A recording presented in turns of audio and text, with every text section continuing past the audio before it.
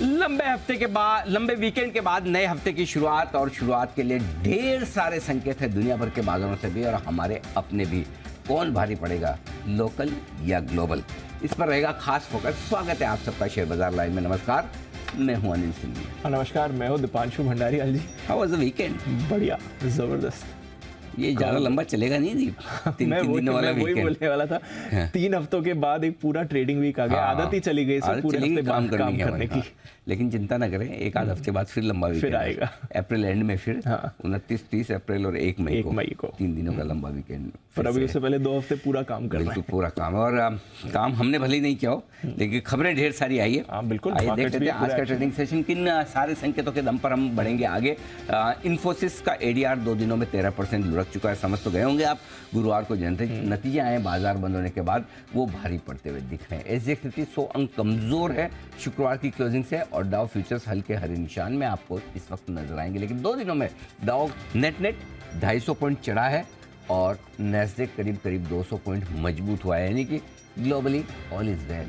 मार्च तिमाही में HDFC bank का प्रदर्शन मिला जुला रहा है, तो आज बैंक्स और आईटी, ये 2 वो हमारे लोकल ट्रिगर हैं जो क्या ग्लोबल ट्रिगर्स पर भारी पड़ सकते हैं। सबसे बड़ा सवाल आज का यही है। बिल्कुल, तो हमारे नतीजों का रिएक्शन है, ग्लोबल मार्केट्स में भी नतीजों का आना शुरू हो चुका है, और इस हफ्ते इंपॉर्टेंट नतीजे हमारे बाजार में भी आएंगे, ग्लोबली भी आएंगे। तो नतीजों के सीजन पर तो सर आपसे बात करनी है, इसके इम्पैक्ट पर भी बात करनी है। एक बार थोड़ा समझ लेते हैं, क्योंकि 3 दिन हम बनते हैं, हालांकि बाकी ग्लोबल मार्केट्स में फ्राइडे को तो पूरा एक्शन बना ही है। कैसे देख रहे हैं सर आप, जहां तक ग्लोबल पिक्चर का सवाल है? थर्सडे को अच्छी रैली थी, फ्राइडे को थोड़ी मुनाफा वसूली थी, कई सारे कमेंट्स भी आए हैं, और इस हफ्ते भी कई सारे कमेंट्स आने वाले हैं इन सदस्यों के बीच में। तो कैसे समझना है थोड़ा? ग्लोबली तो ऑल इज वेल दीप, कोई खास ऐसी दिक्कत वाली बात है नहीं। मेरे ख्याल से 2-3 चीजें हैं जो इंपॉर्टेंट है। पहली चीज तो मार्केट की है। नेट आपको देखे दोनों दिन ग्लोबल मार्केट्स का मिलाकर देखे तो पहले गुरुवार को डाउ 300 पॉइंट प्लस मजबूत हुए थे, फिर 150 पॉइंट, यानी कि नेट 200 पॉइंट डाउ चढ़कर बंद हुआ है। नैस्डैक भी नेट 250 पॉइंट बढ़ा है। सो ओवरऑल अमेरिकी बाजारों में माहौल तेजी का है। डाउ फ्यूचर्स में 65 पॉइंट ऊपर है। तो ग्लोबली तो मतलब आप इससे बढ़िया संकेतों की अगर उम्मीद करें तो आप ही मतलब ज्यादा सोच रहे हैं। इससे बढ़िया ग्लोबल संकेत आपको मिलेंगे नहीं। सब ठीक है। गोल्ड थोड़ा सा नीचे आया है, उसकी वजह है कि बॉन्ड यील्ड्स अमेरिका में थोड़े से बढ़कर आए हैं। स्टेबल तो रहेंगे नहीं, थोड़ा बहुत ऊपर नीचे होंगे। और बढ़ने की वजह है कि जो फेड प्रेसिडेंट है वॉकर साहब, उनके ये बयान आए कि ब्याज दरों में अभी भी बढ़ोतरी की जगह है, गुंजाइश है, संभावना है। इसके बाद थोड़े से बॉन्ड यील्ड्स बढ़े, लेकिन उनके सामने अमेरिका की वित्त मंत्री जेनेट येलेन ने कहा है कि भाई बैंक्स अब पैसा कम उधार दे रहे हैं, क्योंकि जो कुछ भी बैंकिंग संकट आया उसके बाद बैंक थोड़ा पैसा देने में हाथ टाइट रखे हुए हैं। तो अगर ऐसा रहा तो जाहिर सी बात है कि अगर बैंक लोन कम देंगे तो महंगाई को काबू करने में उनको मदद मिलेगी। ब्याज दरें बढ़ाने के पीछे उद्देश्य यही होता है कि जैसे जैसे ब्याज दरें बढ़ेंगी, महंगा ब्याज, कम लोग लेंगे लोन, कम लोग लेंगे लोन तो डिमांड कम होगी, प्रोडक्शन कम होगा, अपने आप लोग खर्चा कम करेंगे, कंजम्पशन कम होगा। तो क्रेडिट सप्लाई को रोकने की क्रेडिट सप्लाई रोकने, तो उन्होंने ऑलरेडी बोल दिया कि उसके बाद दिख रहा है, तो थोड़ा गांव पर मरहम लगाने का काम, समझ गया, हाँ, वहाँ की वित्त मंत्री जी ने कर दिया है। सो नेट मेरे ख्याल से अमेरिकी बाजारों से कोई खराबी के संकेत है नहीं। एक वो उनके कोई सदस्य बोल रहे थे कि रेट्स और बढ़ाने की संभावना है, वो क्रिस्टोफर वॉलर साहब। हाँ, वॉलर साहब, हाँ वही मैं बताऊँ, फेड प्रेसिडेंट, उनका ठीक है, मतलब कुछ नेचुरली इसी वजह से थोड़े से बॉन्ड डील आपके बढ़कर जो आए हैं, तो दोनों तरफ की बात है। अब आप मतलब आपको डिसाइड ये करना है कि आप वॉलर साहब को ज्यादा भाव देते हैं या उनकी वित्त मंत्री जी को ज्यादा भाव देते हैं। लेकिन ओवरऑल मार्केट दोनों को ही नहीं दे रहा भाव। एक्चुअली देखा जाए तो मार्केट का हल्का फुल्का रिएक्शन अगर शुक्रवार के सेशन में कमजोरी का है तो नेचुरली दीप इतना एक तरफा बढ़े, कहीं तो प्रॉफिट बुकिंग होगी ना। सो वो नॉर्मल प्रॉफिट बुकिंग है। नॉर्मल प्रॉफिट बुकिंग के लिए या आपको 2 चीजें चाहिए, या तो ये कि भाई आप किसी ऐसे लेवल के आसपास आ जाएं जो तकनीकी तौर पर बड़ा रुकावट वाला लेवल हो, रेजिस्टेंस लेवल हो, वहाँ प्रॉफिट बुकिंग करनी चाहिए, या फिर कोई ऐसी खबर आ जाए जिससे हल्का सा ट्रिगर हो जाए, अरे ये खबर है, चलो थोड़ा यहाँ रुकना भी चाहिए, प्रॉफिट बुक कर लेते हैं। सो आई डोंट थिंक कोई ऐसी खास दिक्कत वाली बात है। अमेरिकी बाजार ऑल इज वेल, कोई परेशानी, ऑल इज वेल। ठीक है सर, चलिए हमारे बाजार पर आते हैं और इंपॉर्टेंट लेवल्स और बाकी चीज़ों की बात करनी है। बट आज जो सबसे बड़ा इम्पैक्ट आएगा, पहले उस पर आपसे मैं समझना चाहूँगा, क्योंकि नतीजों का सीजन शुरू हो रहा है, धीरे धीरे करके और बड़े नतीजे आएंगे। बट 2 नतीजे पिछले 3 दिनों में आते हुए दिखे, एक तो इन्फोसिस और उसके बाद HDFC बैंक। तो दोनों नतीजों पर आपकी राय समझनी है और फिर उसका क्या रिएक्शन आ सकता है बाजार में, ये जानना है सर। शुरुआत अच्छे से करें या खराब से? एक्चुअली आप किसी से भी करो, हाँ, अच्छे दोनों ही नहीं है। अच्छे तो दोनों ही मेरे हिसाब से अच्छे दोनों ही नहीं है। HDFC बैंक इतना HDFC बैंक तो मतलब जो रेगुलरली आता है वैसे ही रेगुलर। हाँ, तो पहले चलिए ठीक है, आप कह रहे हैं तो पहले मैं HDFC बैंक से देखिए, HDFC बैंक के numbers not great not bad, हर बार की तरह वो है ना, अच्छे तो ठीक हाँ, ठाक मतलब जाते हैं। आप ये कह सकते हैं कि बहुत ज़्यादा खराब स्टेबल नंबर है जो आप उम्मीद करते हैं, लेकिन दिक्कत ये है कि HDFC बैंक 52 हफ्तों के ऊपरी स्तरों पर ट्रेड कर रहा है, प्राइस ऑलरेडी ऊपर है, प्राइस इन है। अब वहाँ पर आपके पास वो मतलब क्या कहना चाहिए, मार्केट परफॉर्मर या अंडर परफॉर्मर की गुंजाइश नहीं बचती है।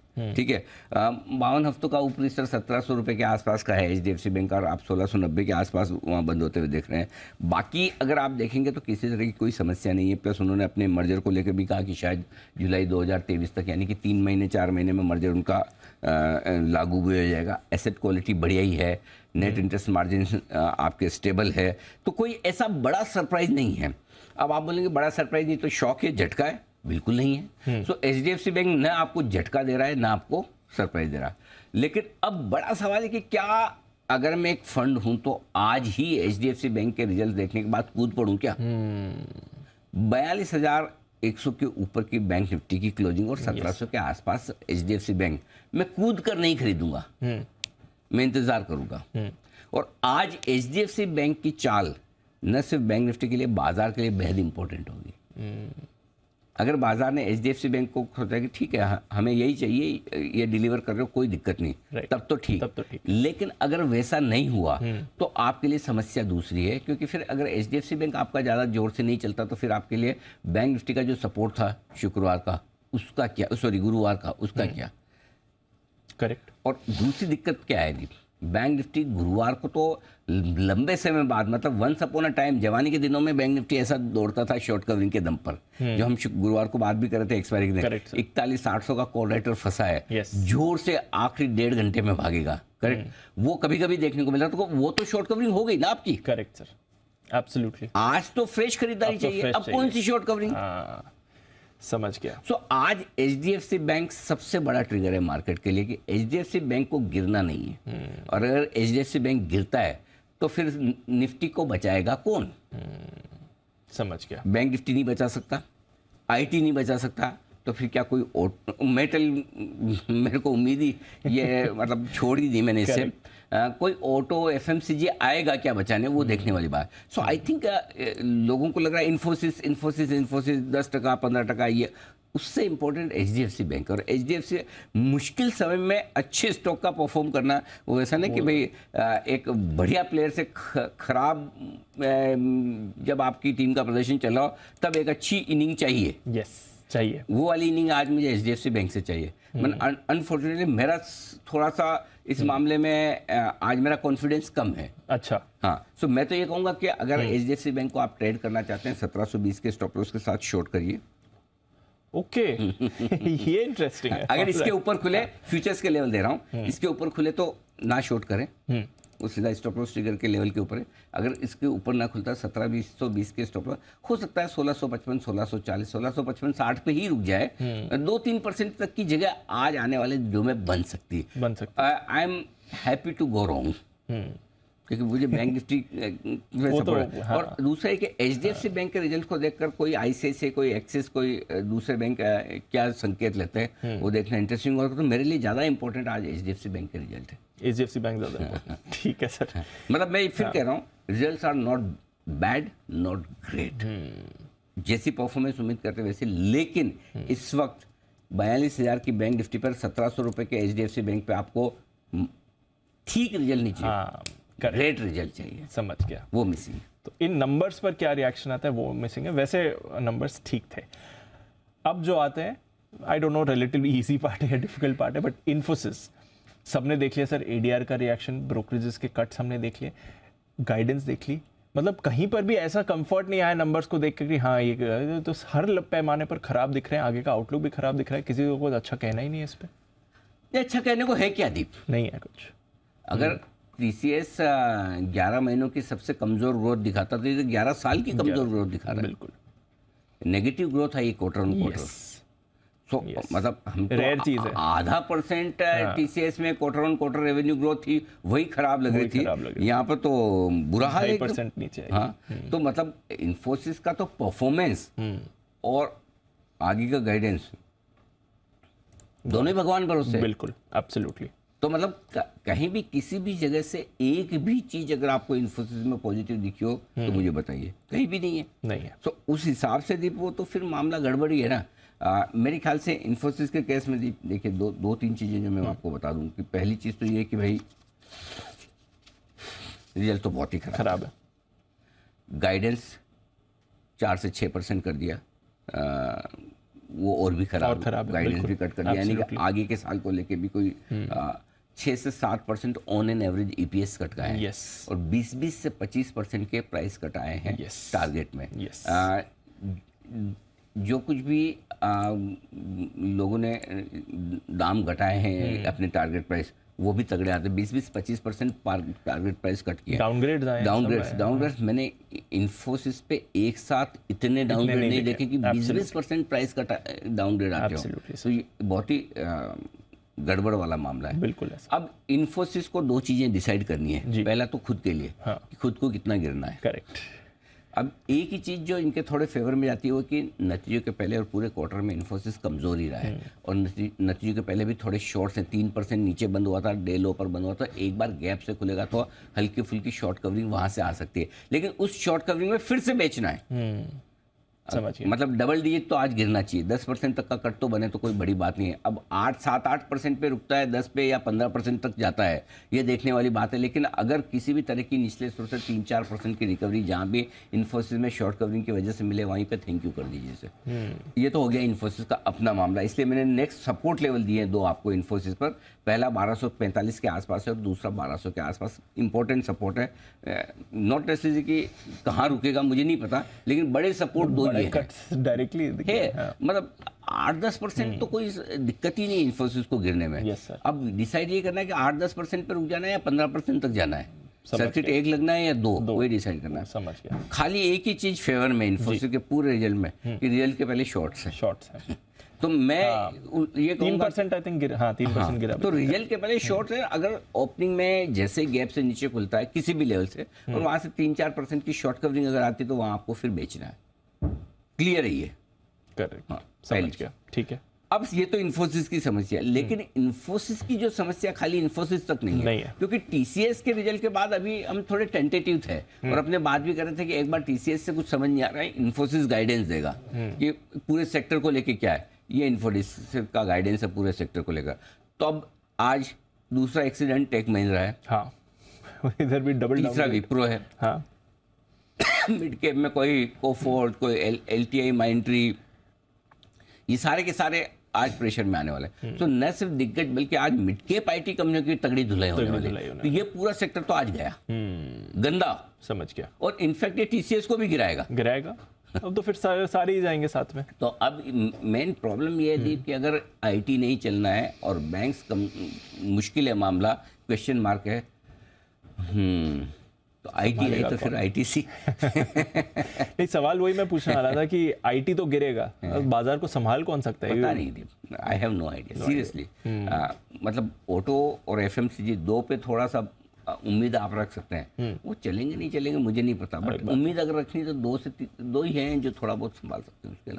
उसके अलावा तो ऐसा कुछ नहीं दिखता ना। आई होप कि बैंक्स गिरे ना उतने जितने दिख रहे हैं बस। ठीक है सर, चलिए, तो इम्पैक्ट आईटी पर ज़्यादा आने वाला है। अब इसका बाजार पर क्या होगा, क्योंकि आईटी तो गिराएगा, क्योंकि फ्राइडे को हमने देखा, माफ कीजिए थर्सडे को हमने देखा 17,800 के ऊपर आपको क्लोजिंग मिल गई, जो इंपॉर्टेंट लेवल चाहिए था। बैंक निफ्टी 42,000 के ऊपर क्लोजिंग दे दिया। तो टेक्निकली या लेवल्स के हिसाब से तो बाजार और पॉजिटिव होना चाहिए, बट अगर ये इम्पैक्ट करेंगे तो फिर बाजार का क्या होगा? देखिए, शुक्रवार की जो तेजी है ना, देखो वो अनडाउटेडली वो शॉर्ट कवरिंग वाली तेजी काफी है। देखो, शॉर्ट कवरिंग वाली तेजी उतनी टिकाऊ नहीं होती जितनी खरीदारी वाली होती है। तो आप देखो, मैं आपको डेटा बताता हूँ एफआईएस के और लोकल फंड में। शुक्रवार को आप कितना 575 पॉइंट ऊपर बंद हुए बैंक निफ्टी पे। Yes sir. तो नेट खरीदारी एफआईएस की कैश मार्केट में है 222 करोड़ की। सॉरी, गुरुवार को। यार मैं गुरुवार और शुक्रवार को जो बोलूँ तो आप गुरुवार ही समझना। गुरुवार ही मानेंगे। हाँ, मतलब last trading day of previous week. Yes. अब मतलब फोकस अगर गुरुवार शुक्रवार बोलने पे ही करूँ तो एनालिसिस से फोकस हट जाएगा। Correct sir. बाकी तो आप स्वयं समझदार हैं, है ना? नहीं वो ठीक है, वो ध्यान में लाइफ में थोड़ा एडजस्टमेंट कर लीजिए, है ना? पिछले ट्रेडिंग सेशन में। Okay, last trading session. Last trading session, ठीक है, ठीक है। 222 करोड़ की कैश में खरीदारी, सामने 275 करोड़ के लोकल फंड से बेचे, तो कोई खास बड़ा नहीं है। करेक्ट। 1250 करोड़ के इंडेक्स फ्यूचर्स खरीदारी, थोड़ी शॉर्ट कवरिंग की है एक्सपायरी के दिन हल्के फुल्के। स्टॉक फ्यूचर्स में 17 करोड़ की बिकवाली, कोई खास बात नहीं। ठीक है। तो इसका मतलब है कि एफआईएस का एक्शन बहुत ज्यादा है नहीं, न कैश में न फ्यूचर्स में। Got it. तो फिर क्या हुआ? फिर ये थी शॉर्ट कवरिंग जो आपको शुक्रवार को मिली। शॉर्ट कवरिंग की लीडरशिप बैंक निफ्टी से आई। निफ्टी आपका 15 पॉइंट ही ऊपर बंद हुआ, लेकिन निफ्टी पे आप देखिए 15 पॉइंट ही ऊपर बंद हुआ, लेकिन बंद हुआ डे हाई के आसपास, और आखिरी घंटे में रिकवरी आई है, वहां पर भी शॉर्ट कवरिंग बनी। सो ये एक्सपायरी रिलेटेड शॉर्ट कवरिंग थी जो बाजार को ऊपर ले गया। अब आपको टिके रहने के लिए, आगे बढ़ने के लिए चाहिए फ्रेश खरीदारी। तो आज एफआईएस की follow buying Infosys HDFC bank के बाद आती है या नहीं आती है, that is the biggest question mark. Exactly sir. अब 16,800 से 17,800 आ गया। 16,828 एग्जैक्ट लो था। Yes sir. हाई क्लोजिंग देख ली 17,828 से आ गया पिछले ट्रेडिंग सेशन की। बिल्कुल है ना? करेक्ट। पूरे 1000 पॉइंट आप ऊपर आ गए, एब्सोल्युटली आ गए। 39,050 की लोएस्ट क्लोजिंग थी, वहां से आप 42,135 के आसपास की क्लोजिंग देख रहे हैं। यस। 39, 40, 41, 42, 3,000 पॉइंट की आपको नॉन स्टॉप तेजी मिली है, करेक्ट 3200 पॉइंट की, 10%।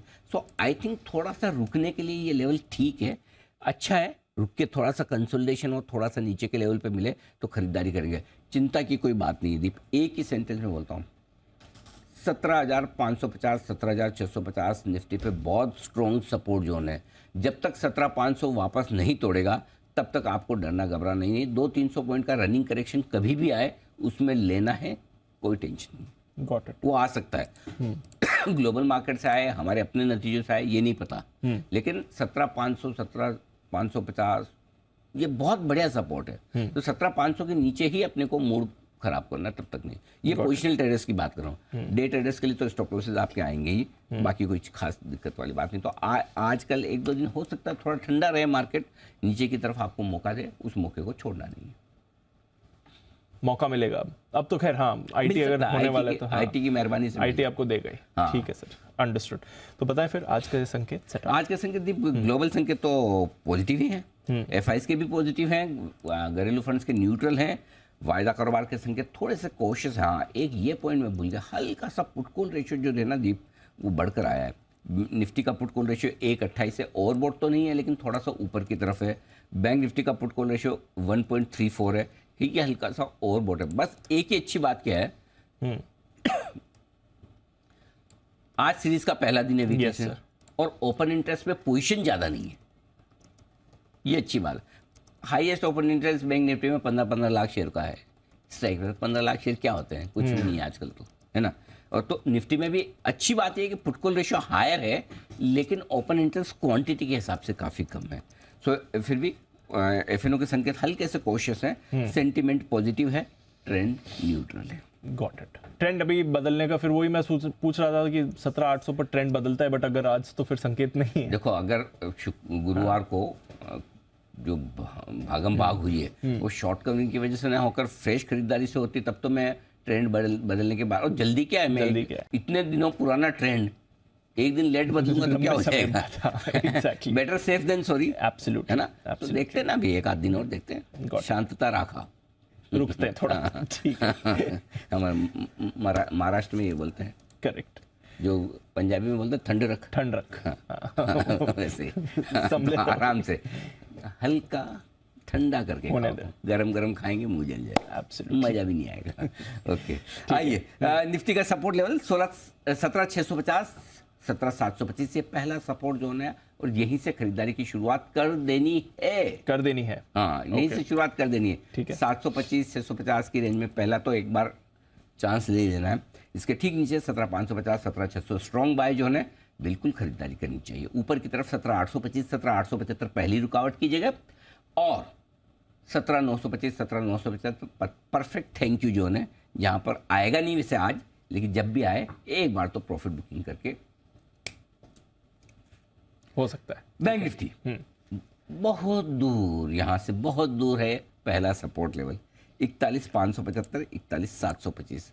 अनफॉर्चुनेटली उससे पहले मेरे पास कोई आपके लिए ढंग का सपोर्ट है नहीं, बहुत दूर है।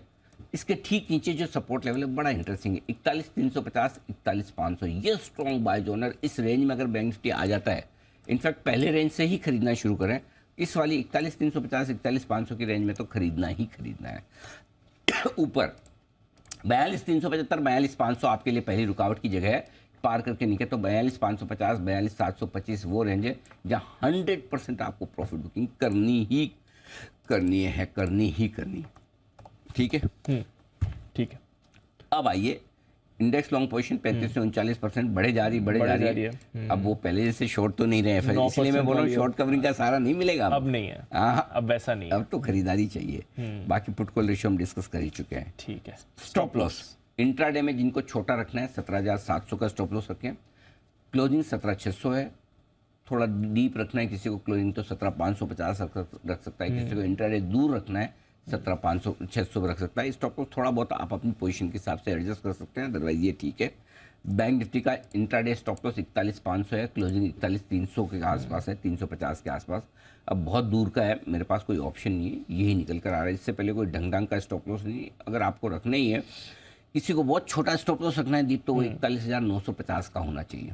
ठीक है। एकदम छोटा किसी को चाहिए 200 पॉइंट नीचे का बस, अदरवाइज बहुत दूर स्टॉप लॉस है, which is not fair, absolutely. तो आप अपनी पोजीशन के हिसाब से एडजस्ट करो।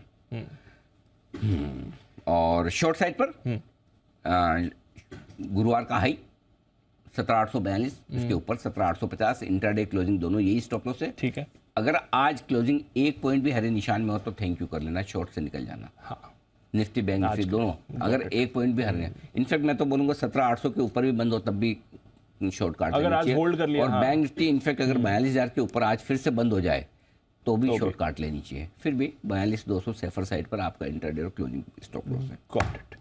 नई पोजीशन खरीदना है निफ्टी 17,650, 17,725 परफेक्ट रेंज है, एंट्री मार लीजिए। यहाँ खरीदारी करने के लिए स्टॉप लॉस आपको लगाना है 17,550 का। टारगेट बनेंगे 17,800, 825 दो छोटे टारगेट, 875, 925 दो मीडियम टारगेट। थैंक यू, 4 बहुत है, आ जाए तो यही काफ़ी।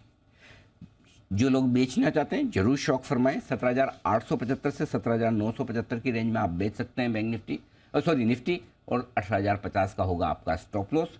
टारगेट जो बनेंगे वो 17,825 और 800 दो छोटे टारगेट है, 17,750, 17,725 दो मीडियम टारगेट है, 17,700, 17,650 बड़े टारगेट के लिए। दूसरा तरीका ये है कि जो चूंकि 100 पॉइंट नीचे दिखा रहा है एसजेएक्स और एडजस्ट करके देखें तो आप 17,725 के आसपास खुलने की तैयारी कर रहे हैं। दूसरा ये कि अगर कोई एग्रेसिव ट्रेडर है, ज़्यादा गैप से न खुले तो आप जो गुरुवार का हाई है 17,842 उससे थोड़ा सा ऊपर का स्टॉप लॉस लगाकर भी शॉर्ट कर सकते हैं। ठीक है सर। बैंक निफ्टी ओके, पहले तो खरीदने की बात अच्छी जगह बताता हूँ जहाँ पे आने पर बैंक निफ्टी आपको खरीदना है। 41,500, 41,625 इस रेंज में जरूर खरीदिए। 41,300 का स्टॉप लॉस होगा दीप, और टारगेट जो बनेंगे 41,725, 41,775 दो छोटे टारगेट हैं, 41,975, 42,075 दो मीडियम टारगेट हैं, 42,125, 42,175 के बड़े टारगेट के लिए करनी है आपको बैंक निफ्टी में खरीदारी। लेना ही है बैंक निफ्टी, अपने खरीदने की कोई जल्दी नहीं है। अच्छा, या तो 42,200 पार करके टिकेगा तो खरीदेंगे, तो नहीं तो इसी रेंज में लेंगे। रेंज में करना है, आने दीजिए। ज्यादा होगा तो 725 के आसपास सोचेंगे वहां से कि यहाँ लेना शुरू कर दे क्या, बट आराम से लेंगे, आराम से लेंगे। जो लोग बेचना चाहते हैं 42,450, 42,625 की रेंज का इंतजार करें। अगर आज HDFC चल जाए और ज्यादा गड़बड़ ना हो तो इस रेंज में जरूर बेचें।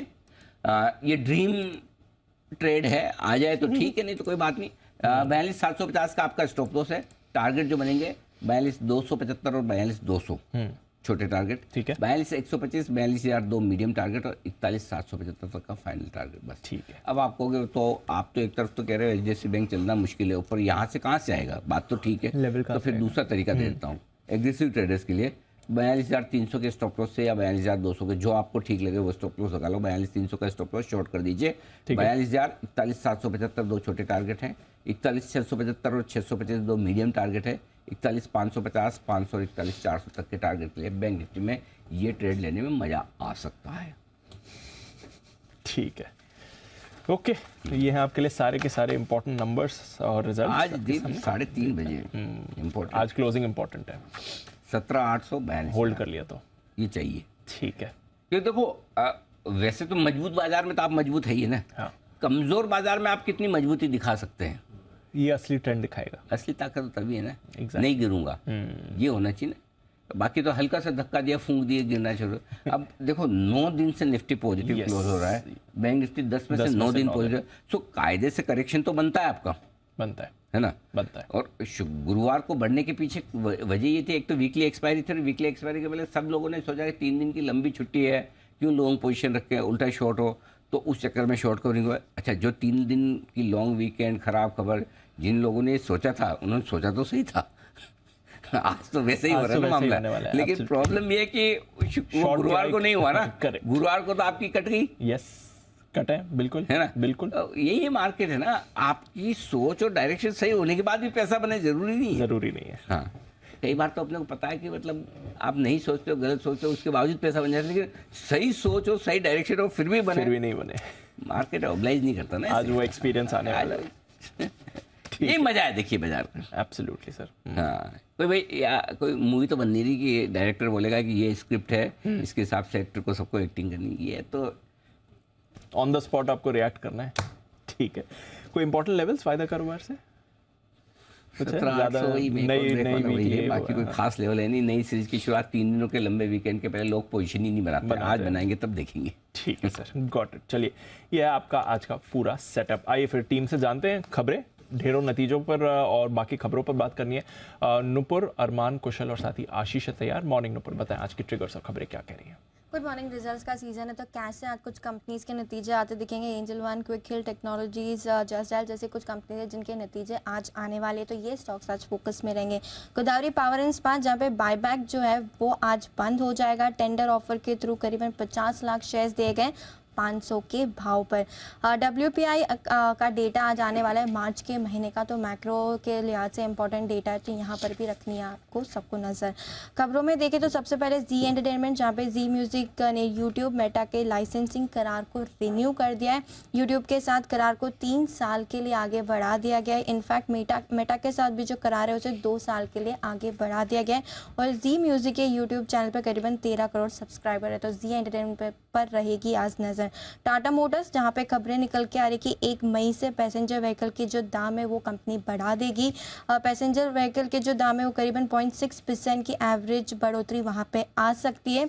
और कंपनी के नतीजे भी आने वाले 12 मई को, तो ये स्टॉक भी आज फोकस में रहने वाला है। ओके, तो ये है आपके लिए कुछ इंपॉर्टेंट खबरें। अरमान, मॉर्निंग, बताएं आप कौन सी खबरें लेकर आए हैं? जी, कई सारी खबरें हैं, जिसमें सबसे पहले मैक्रोटेक डेवलपर्स पर आपको ध्यान रखना है, क्योंकि 22 अप्रैल को बोर्ड बैठक में नतीजों के साथ बोनस शेयर जारी करने पर विचार होगा। BPCL, यहाँ पर बिना रिफाइनरी विस्तार पर मध्य प्रदेश सरकार से लगभग 50,000 करोड़ रुपए तक का जो पेट्रोकेमिकल प्रोजेक्ट है वो लगाने की मंजूरी मिल चुकी है, और इसके अगर आप चलते देखें तो लगभग 43 से 50,000 करोड़ का जो है कंपनी निवेश कर सकती है। और प्रोडक्शन की बात करें तो लगभग आप 27 या 28 के आसपास जो है यहाँ पर उत्पादन शुरू होने की संभावना है।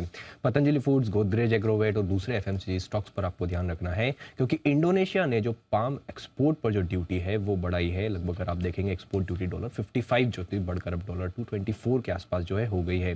वहीं RBD तेल की बात करें तो वहां पर भी जो है ड्यूटी में लगभग $50 की जो बढ़ोतरी की गई है। Zydus लाइफ साइंस, यहाँ पर US FDA से इनको एक इंजेक्शन की जो है अंतिम मंजूरी मिलती हुई दिखी है, और इस इंजेक्शन का अगर आप देखेगा उत्पादन और मार्केटिंग दोनों के लिए जो है इनको अनुमति मिलती हुई दिखी है।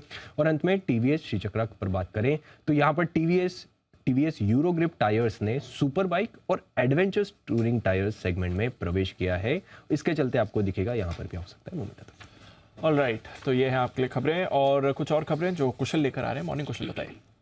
मॉर्निंग दीप, खबरों में VRL लॉजिस्टिक्स पर नजर रखिए। कंपनी ने FY24 में क्षमता विस्तार पर फोकस किया है, और ये क्षमता विस्तार कर रहे हैं। करीबन 1667 नई गाड़ियां ये जोड़ेंगे अशोक लेलैंड और टाटा मोटर्स से, और कंपनी जो है बैंक और व्हीकल लोन्स के माध्यम से ये गाड़ियां खरीदेंगी। कुल मिलाकर 697 करोड़ रुपए का यहाँ पर लगभग खर्च है।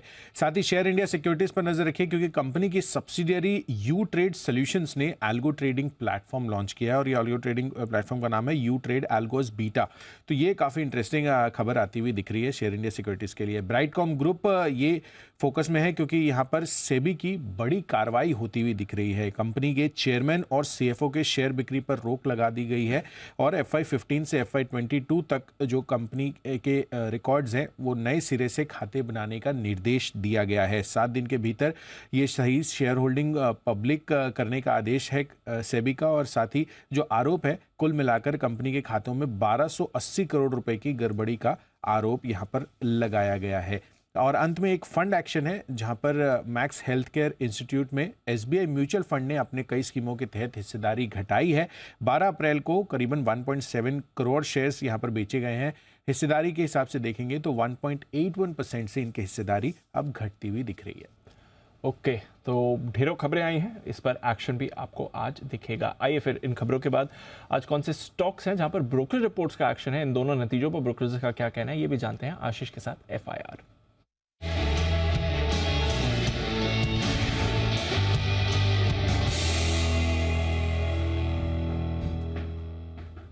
मॉर्निंग आशीष, बताएं क्या कह रही हैं आज की रिपोर्ट्स। गुड मॉर्निंग दीपांशु, आज सबकी नजरें जो है इन्फोसिस पर हैं। बहुत इंटरेस्टिंग रिपोर्ट्स आई, आपको बता देता हूं कि टोटल 9 रिपोर्ट्स हैं मेरे पास इन्फोसिस में।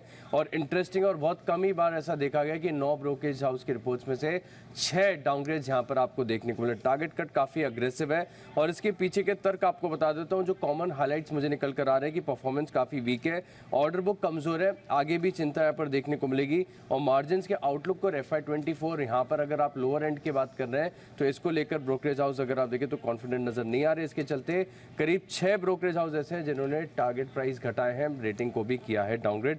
तो सबसे पहले CLSA की रिपोर्ट देते हैं, जहां पर ये पहले खरीदारी की राय दिया करते थे, अब आउट परफॉर्म की रेटिंग दे रहे हैं। लक्ष्य सीधे देखिए 1800 से घटाकर 1550 कर दिया है, गिरावट यहां पर देखने को मिल सकती है। 1390 की क्लोजिंग है। साथ में JP मॉर्गन भी अगर आप देखें तो न्यूट्रल की रेटिंग से अब अंडरवेट की रेटिंग दे रहे हैं। लक्ष्य 1500 से घटाकर 1200 कर दिया है। सिटी सबसे ज्यादा बेरिश नजर आ रहे हैं क्योंकि कर दिया है डबल डाउनग्रेड। पहले खरीदारी की राय दिया करते थे, अब सीधे अगर आप देखें तो न्यूट्रल की रेटिंग दे रहे हैं। लक्ष्य इन्होंने 1675 से घटाकर 1400 कर दिया है। वहीं मॉर्गन स्टैनली ओवरवेट की रेटिंग को बरकरार रखे हुए, लेकिन जो टारगेट कट है इन्होंने किया है 1625 से 1475। टारगेट कट काफी अग्रेसिव और रेटिंग डाउनग्रेड आपको इन्फोसिस में देखने को मिले। इसके अलावा HDFC बैंक यहाँ पर अगर आप देखें तो थोड़ा बहुत मिला जुला प्रदर्शन माना जाएगा, क्योंकि UBS मान रहे हैं कि जो नतीजे आए हैं इनके अनुमान के मुताबिक देखने को मिले, लेकिन क्योंकि ऑपरेशनल एक्सपेंस सिस्टम में काफी ज्यादा था, इसके चलते मुनाफे पर असर देखने को मिला। टारगेट प्राइस रेटिंग में कोई बदलाव नहीं किया है, खरीदारी की राय दी है, 1900 रुपए का टारगेट दिया है। वहीं CLSA अगर आप देखें तो खरीदारी की राय को बरकरार रखे हुए हैं, लेकिन ये मान रहे कि थोड़ा सा प्री प्रोविजनिंग ऑपरेटिंग प्रॉफिट जो है इनका अनुमान से कमजोर है, लेकिन NI का आंकड़ा इनके अनुमान के मुताबिक खरीदारी की राय को बरकरार रखे हुए हैं। 2025 रुपए का लक्ष्य दिया। नोवेरा खरीदारी की राय दे 1885 का टारगेट है और मैक्वायरी ने भी आउट परफॉर्म की रेटिंग को बरकरार रखा है 2110 रुपए के लक्ष्य के लिए। मान रहे कि मार्जिन यहाँ पर देखिए तो रेंज बाउंड आपको देखने को मिले। टेक महिंद्रा इन्फोसिस के बाद यहाँ पर भी आपको आज शार्प रिएक्शन देखने को मिल सकता है, क्योंकि सिटी की तरफ से आ गया है डबल डाउनग्रेड। पहले न्यूट्रल की रेटिंग दिया करते थे, अब सीधे तौर पर बिकवाली की राय दे रहे हैं। लक्ष्य देखिए 1100 से घटाकर 955 कर दिया है। 1087 यानी करंट मार्केट प्राइस से नीचे का लक्ष्य दे रहे हैं। हमारे की नियर टर्म में अगर आप देखें तो पूरे सेक्टर के लिए काफ़ी चैलेंज है, और साथ में अगर आप देखें तो वैल्यूएशन भी जिस प्रकार चल रही है थोड़े से कंसर्न यहाँ पर आ रहे हैं। और अंत में रिलायंस इंडस्ट्रीज यहाँ पर गोल्डमैन सैक्स खरीदारी की राय को बरकरार रखे, लेकिन जो लक्ष्य है 3010 से घटाकर 2875 कर दिया है। ओके, तो ये है आपके लिए आशीष। आज आप किसी का टारगेट बढ़ा नहीं रहे हैं कभी? सबके सर टारगेट कट वाली रिपोर्ट है सर। कितने दिन बाद आए आज आप? पूरे 1 हफ्ते बाद। हफ्ते भर और ले लेते छुट्टी, जल्दी क्या थी? चलिए, आपके बगैर सारे टारगेट बढ़े हुए आ रहे थे, चलिए आपके आने के बाद घटना शुरू हुए, आते ही पहले दिन ही इम्पैक्ट कर दिया। जहां जहां पाँव पड़े संतन के। आइए, स्वागत है आशीष जी का, और स्वागत है हमारे सभी महानुभावों का जो तैयार है सोमवार की सुबह पिक ऑफ द डे के साथ।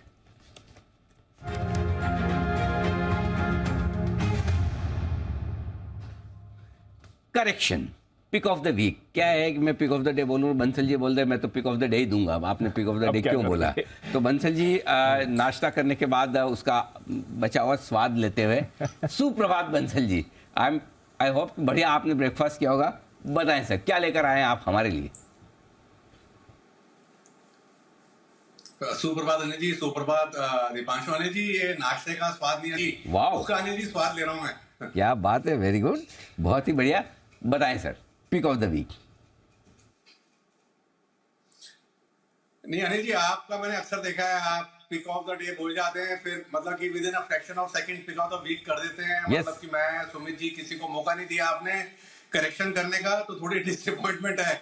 और जैसे ही मैंने सुमित जी का नाम लिया, वो भी अपना कागज पेन देखो, छोड़ के ऊपर स्क्रीन की तरफ देख रहे हैं अनिल जी। आपको है ना, आप मेरे से एक चीज सीख लो, खुद की गलती खुद ही बोल दो और खुद ही सुधार दो, ज्यादा बढ़िया है। कुछ दूसरा करे उससे पहले, उसमें क्या है, बेइज्जती कम खराब होती है। ठीक है ना बंसल जी? बताएं सर, मेरी गलती तो मैंने मान ली भाई कि मैं पिक ऑफ द वीक भूल गया, पिक ऑफ द डे बोला, तो तुरंत ही कर दो। इससे पहले बंसल जी पॉइंट आउट करे, अब नहीं कर लेना। जी सर, मैंने आपको मौका नहीं दिया, उसके लिए माफी चाहता हूँ। बताएं, अब मौका है पिक ऑफ द वीक बताने का। अनिल जी, मेरा पिक ऑफ द वीक है आईसीआईसीआई बैंक। आईसीआईसीआई बैंक पर खरीदारी की राय है। टेक्निकली पैटर्न काफी बढ़िया है, अगर थोड़ा सा भी नीचे मिल जाए तो इसको खरीदना चाहिए। डिलीवरी के अंदर टेक्निकली एक नए हाई का प्रबल दावेदार है। डिलीवरी के अंदर ट्रेडिंग के नजरिए से, सप्ताह के नजरिए से 883 883 का स्टॉप लॉस लगाना है 950 के टारगेट के लिए। आईसीआईसीआई बैंक है pick of the week. ICICI bank 900 के चक्कर में पड़ा हुआ है, 899 पर हुआ है बंद। यहां आप कमजोरी में करें खरीदारी अगर हो तो, नहीं तो 883 का स्टॉप लॉस। सुप्रभात सुमित जी, बताएं sir pick of the day. Good morning Anil ji, good morning Anil ji. मेरा पिक ऑफ द वीक भी बैंकिंग स्टॉक ही है और पीएसयू बैंकिंग स्टॉक है मेरे पास। मुझे पीएनबी के अंदर अच्छा मूव लगता है, देखने को मिलेगा इस हफ्ते के अंदर। पंजाब नेशनल बैंक, ये स्टॉक के अंदर लास्ट सेशन यानी लास्ट वीक के अंदर मोमेंटम बना था और डेज हाई पे इसने क्लोजिंग दिया था, तो पीएनबी के अंदर इस हफ्ते के अंदर मोमेंटम बनना चाहिए। स्टॉक के अंदर खरीदारी करके चलने का सलाह रहेगा। जिन्होंने ले रखा है वो लोग होल्ड करें। पीएनबी में जो नीचे में चार्ट्स के ऊपर ट्रेडिंग के लिहाज से सपोर्ट बन रहा है वो 46 रुपए का बन रहा है, 46 रुपीज। और ऊपर में जो टारगेट देखने को मिल सकता है, पहला टारगेट बनेगा 50 रुपए का, दूसरा टारगेट बनेगा 52 रुपए का। तो पीएनबी में इस हफ्ते के लिए खरीदारी करें। 46 रुपए का नीचे में स्टॉप लॉस लगाएं, ऊपर में टारगेट 50 का पहला, 52 का दूसरा। ओके, तो ये है आपके लिए पीएनबी पर राय सुमित जी की तरफ से। आइए, जैन साहब भी हैं तैयार अपने ढेर सारे स्टॉक्स लेकर, लेकिन पहले तो बताएंगे pick of the day. Jain साहब सुप्रभात, बताएं सर। बिल्कुल, pick of the week Anil ji. Pick of the day तो क्या है कि ये पूरा इस बार एक पूरा हफ्ता मिल रहा है 2 ट्रंकेटेड वीक के बाद। हाँ, आप सोचिए मैंने आपको पिक ऑफ द डे क्यों पूछा, जबकि मुझे पता पिक ऑफ द वीक है। Any guesses? Any guesses? क्योंकि बंसल जी को मैंने मौका नहीं दिया ना मेरी गलती निकालने का, तो बंसल जी उस बात को लेके बड़े छटपटा रहे हैं कब से कि ये तो मुझे मौका मिलना चाहिए था कि आपने पिक ऑफ द वीक की जगह पिक ऑफ द डे बोल दिया, वापस आप तुरंत करेक्ट कर लेते हो। तो ये मैंने कहा बंसल जी को मौका नहीं मिला, आपको मिला है। मैं समझ तो गया था, मैं सुन रहा था, बट उस टाइम पे मैं सेटअप के लिए थोड़ा रेडी हो रहा था। Okay. एनीवेज अनिल जी, अब ये 2 ट्रंकेटेड वीक के बाद एक फुल वीक है, वापस से नेक्स्ट वीक ट्रंकेटेड है, बट जो भी है एक मिनट जैन साहब, एक चीज बताइए, ये जो ट्रंकेटेड वीक आता है जिसमें दीप हमारे बहुत खुश हो जाते हैं, इसमें मतलब चेहरा ही खिला खिला रहता है उनका कि 4 दिन। अब आपको कैसी फीलिंग आती है? आपको क्या लगता है कि अरे वाह कम काम करना पड़ेगा, ऐसी अच्छी वाली फीलिंग आती है, या फिर आपको लगता है अरे एक दिन की ब्रोकरेज कम बनेगी, नुकसान हो गया?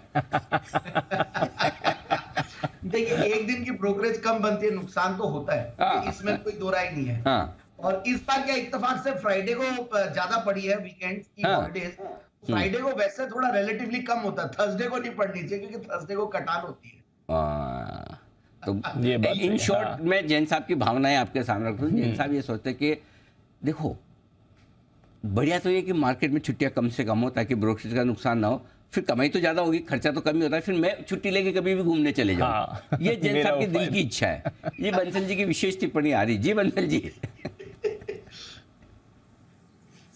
नहीं अनिल जी, 2 चीजें अनिल जी। एक तो मेरा एक ऑब्जेक्शन भी है अनिल जी। पहली तो ये है कि अनिल जी जैसे ही लॉन्ग वीकेंड आते हैं ना 3 दिन वाले, हाँ। तो दीप के मद्देनजर Anil ji print media article लिखना शुरू कर देते हैं कि भैया 3 days weekend is very good for health and for very productivity. तो आज मैं इसको डालने भी वाला था ट्विटर पर, फिर मैंने कहा कि सुबह सुबह क्या करें अनिल जी, कहीं ट्रोल ना कर दे कि 2-3 दिन लंबे वीकेंड क्या है, लोग 3 दिन के वीकेंड की बात कर रहे हैं। और मैं अनिल जी दीप से पूछना चाह रहा हूँ, जैसे आपने बोला कि एनी गैसेज, तो गैसेज राइट वर्ड है कि रॉन्ग वर्ड है? मतलब कि गैस होना चाहिए, गैसेज होना चाहिए?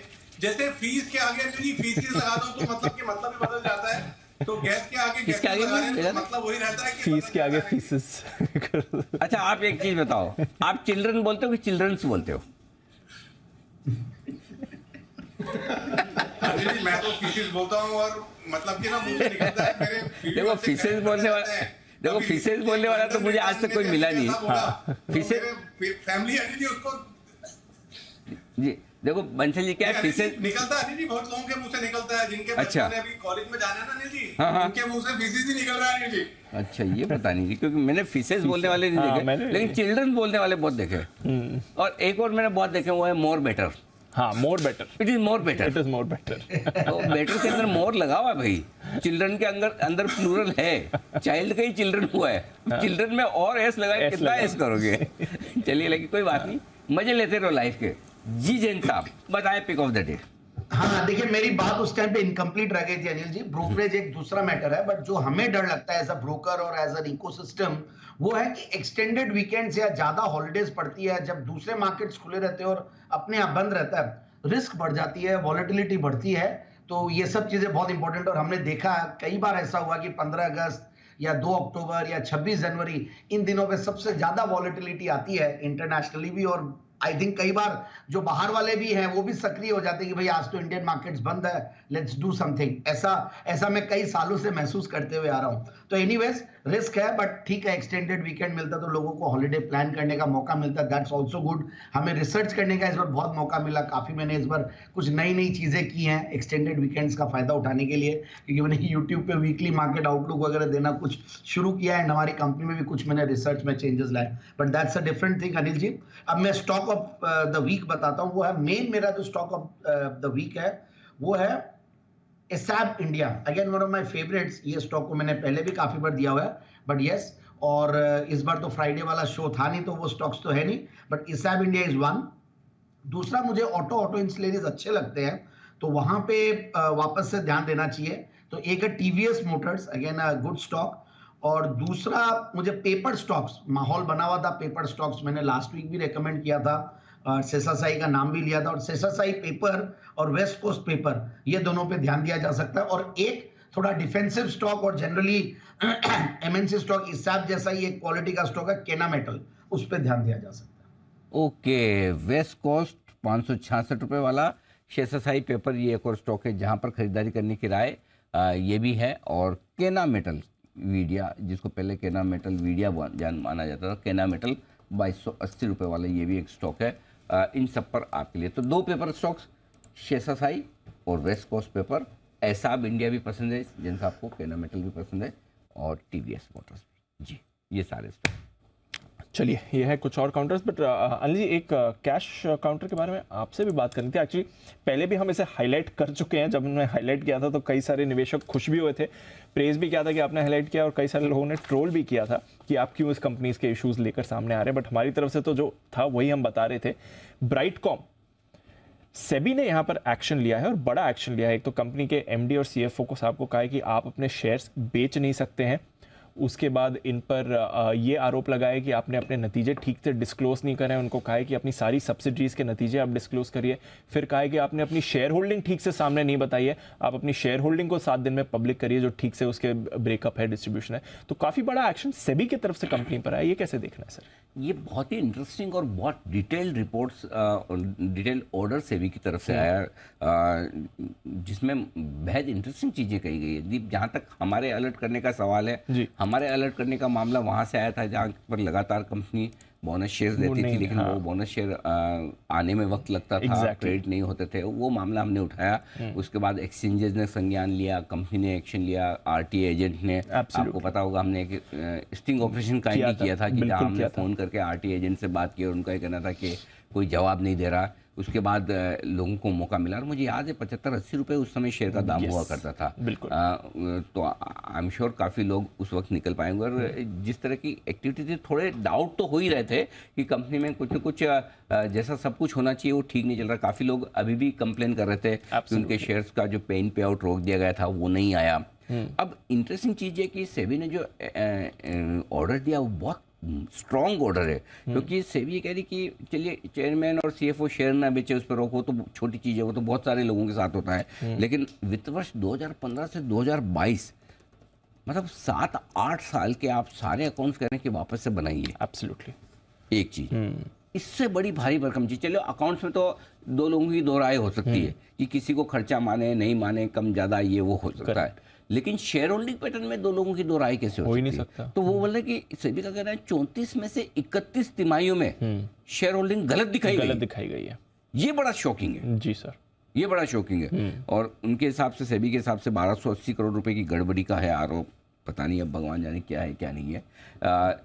प्रॉफिट ओवर स्टेट किया है और हम लगातार कहते हैं कई सारी ऐसी कंपनियां जिनकी विदेशी सब्सिडीज बहुत होती है और जहाँ कैश फ्लोज आपको स्ट्रांगली ना दिखे वहाँ पर हमेशा डाउट होते ही हैं। तो लेट्स सी अब क्या होता है क्या नहीं होता, लेकिन इसमें कोई डाउट नहीं कि सेबी की तरफ से बहुत ही बढ़िया, बहुत स्ट्रांग और बहुत डिटेल्ड ऑर्डर आया है जो मेरे ख्याल से कंपनियों को पढ़ना चाहिए कॉर्पोरेट गवर्नेंस के लिहाज से और इन्वेस्टर्स को पढ़ना चाहिए अपनी नॉलेज के लिहाज से। तो अश्विनी भाटिया साहब जो होल टाइम मेंबर है सेबी के, उनका ये ऑर्डर है और ये ऑर्डर वाकई में बहुत स्ट्रॉन्ग ऑर्डर है। मुझे लगता है ये कंपनी के लिए बहुत मुश्किल होगा इस ऑर्डर को डिफेंड कर पाना। हालांकि कंपनी की तरफ से स्टेटमेंट आए भी है कि शायद वो कानूनी सलाह लेंगे। मामला वो कह रहे हैं कि हमने ठीक से बताया नहीं था, हम ये कर रहे हैं उस पर हमने एक तरह से रिकॉग्नाइज कर लिया, ये दूसरी इंटरप्रिटेशन है, वो सब वो कह रहे हैं। वो ठीक है, उनका अपना जो भी होगा, बट बहुत स्ट्रॉन्ग ऑर्डर है, इसमें कोई डाउट नहीं। एब्सोल्युटली। तो चलिए आज ये फोकस में रहेगा। ऑफकोर्स सर्किट पर ही बंद हुआ है, वो उसके बाद क्या मूवमेंट आता है हमें नहीं पता, बट खबर इंपॉर्टेंट थी तो सोचा आपके लिए एक बार हाईलाइट जरूर कर दिया जाए। आइए एक दो और खबरों पर रिएक्शन आपको आते हुए दिख सकता है जो स्टॉक फोकस में रहेंगे। मैक्रोटेक जबरदस्त मोमेंटम में रहा भी है, रिसेंटली रियल एस्टेट स्टॉक्स अच्छे भी रहे। जैन साहब एक बार अगर मैक्रोटेक पर आपकी राय मिल जाए, क्योंकि वैसे तो रियल एस्टेट अच्छी परफॉर्मेंस दिखा रहे हैं, साथ ही 22 अप्रैल को इनके नतीजे आएंगे और बोर्ड बोनस शेयर्स पर भी विचार करने वाला है। मैक्रोटेक लोधा। देखिए वेरी फ्रैंकली मैं बहुत ज्यादा बुलिश पहले भी नहीं था और मुझे अभी भी लगता है कि देखिए थोड़ा मैं रियल एस्टेट स्टॉक्स पे डायरेक्टली प्ले करने में मुझे डर लगता है, क्योंकि मुझे बैलेंस शीट्स को लेकर मैं थोड़ा सा चिंतित रहता हूं, क्योंकि यहाँ पे डेट्स वगैरह काफी रहते हैं और थोड़ा इस बार क्या है कि दिसंबर ये मार्च एंडिंग में इन लोग के पास ऑर्डर ज्यादा है, बुकिंग ज्यादा हुई है, माल ज्यादा बिका है, क्योंकि एक आर्बिट्राज था, टैक्स आर्बिट्राज था, क्योंकि बजट में जो चेंजेस आए। तो मुझे ऐसा लगता है कि ठीक है जिन्होंने ले रखा वो होल्ड करके रखे, मेरी तरफ से फ्रेश खरीदारी नहीं है और होल्ड करना, और इसलिए कि ये बहुत बड़ा एक करेक्शन आया था, डीप करेक्शन आया था जब मार्केट्स करेक्ट हुए 1100 1150 के लेवल से, जब 750 700 आते और अब वापस से बाउंस बैक किया है, तो हो सकता है कि एक बार बाउंस बैक में और हो जाए। हालांकि चीजें अच्छी हो रही है, ऐसा नहीं कि चीजें खराब हो रही है, चीजें बेहतर ही हो रही है, रिजल्ट्स बेहतर ही आने चाहिए, ऐसा मेरा मानना है। बट स्टिल मैं फ्रेश बाय करने की राय इस स्टॉक में भी नहीं देता। जिन्होंने ले रखा वो होल्ड करके रख सकते हैं, क्योंकि डाउनसाइड ऐसा लगता है कि एक तरीके से 750 700 पे सपोर्ट लेगा और ऊपर का लेवल रिस्क रिवॉर्ड रेशियोज अभी कहीं ना कहीं बराबर से 11 1150 भी जा सकता आने वाले क्वार्टर्स में।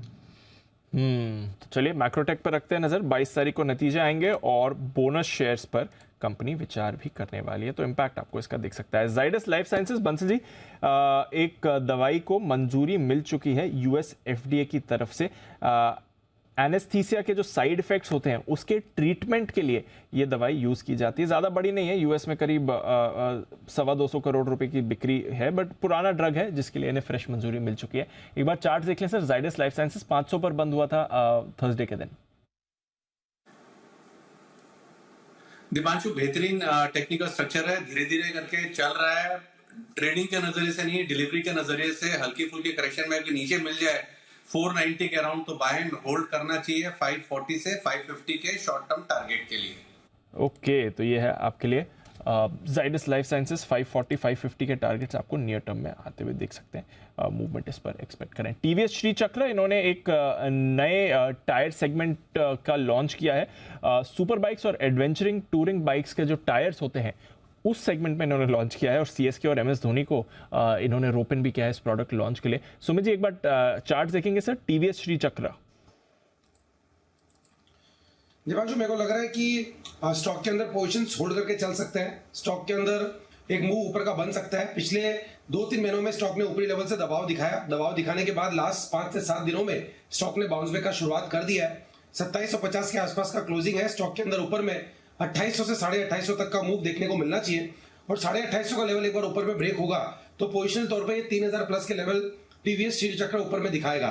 फिलहाल जिन्होंने पोजिशंस बना रखी है वो लोग होल्ड करें। 2680 2700 ये स्टॉक का नीचे में सपोर्ट के तौर पे काम करेगा और ऊपर में 2800 से 2850 तक के लेवल पुल बैक और बाउंस बैक के तौर पे देखने को मिलेंगे। 2850 के बाद 3000 प्लस के लेवल पोजिशनल तौर पे बनेंगे। ओके, तो ये है आपके लिए टीवीएस श्री चक्र पर राय।